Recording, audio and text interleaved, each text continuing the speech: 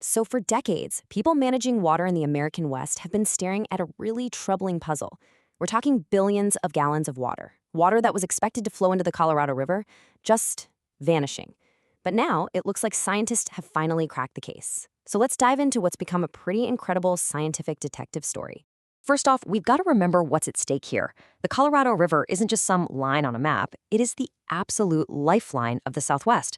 I mean, it supports everything. It serves 40 million people across 7 US states and even 2 states in Mexico. And it's what fills up massive reservoirs like Lake Mead and Lake Powell. The health of this river is, and I'm not exaggerating, critical to the survival of the whole region. And that brings us right to the heart of the mystery, the question that has stumped experts for years. All this water, which they carefully measured as snow up in the mountains, was just disappearing on its way downstream. So where on earth was it going?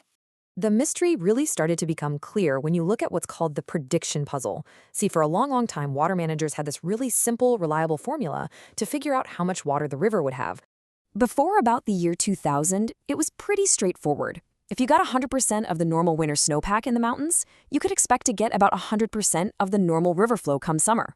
It was predictable, you could plan for it. But after 2000, that formula just completely broke. A full snowpack no longer guaranteed a full river. And this huge gap created what scientists started calling a massive runoff deficit. And this right here shows you just how bad it got. I mean, just imagine this. You have a perfect winter, the snowpack is at 100% of normal, and you only see half of that water, just 50%, actually make it into the river system.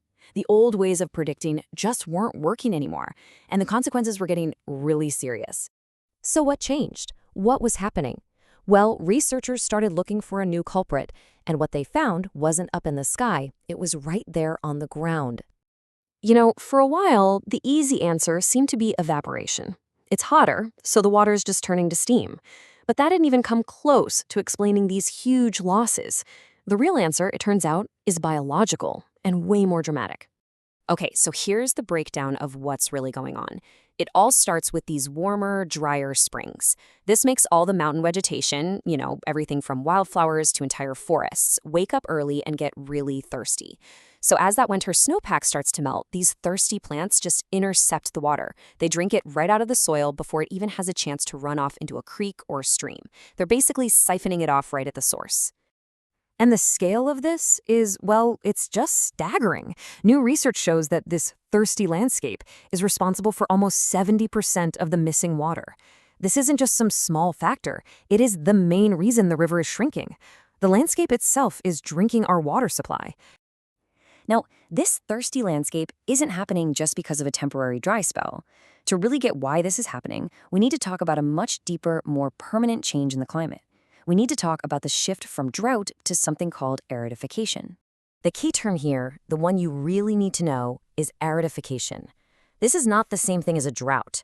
Think of it more like a permanent, fundamental shift to a drier climate. The whole baseline is changing, and it's being driven by rising temperatures that are literally altering the entire water system. This chart makes the difference really clear. A drought is temporary, right? You expect things to eventually recover, for the rains and rivers to go back to normal. Aridification? That's a new normal. A warmer atmosphere can hold more moisture, which means it pulls even more water from the soil and plants. This leads to permanently reduced river flows, no matter how much snow falls in the winter.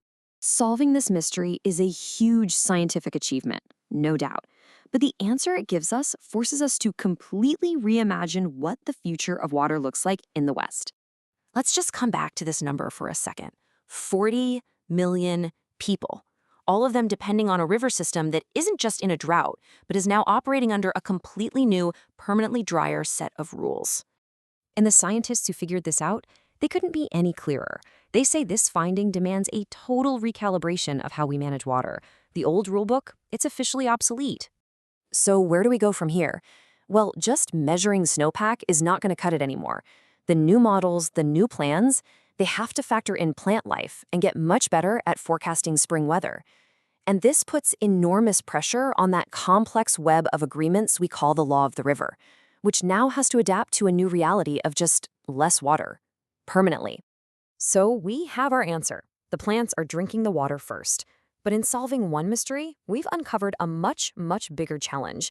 Now that we know the truth about the Colorado River, the real question is, what are we going to do about it?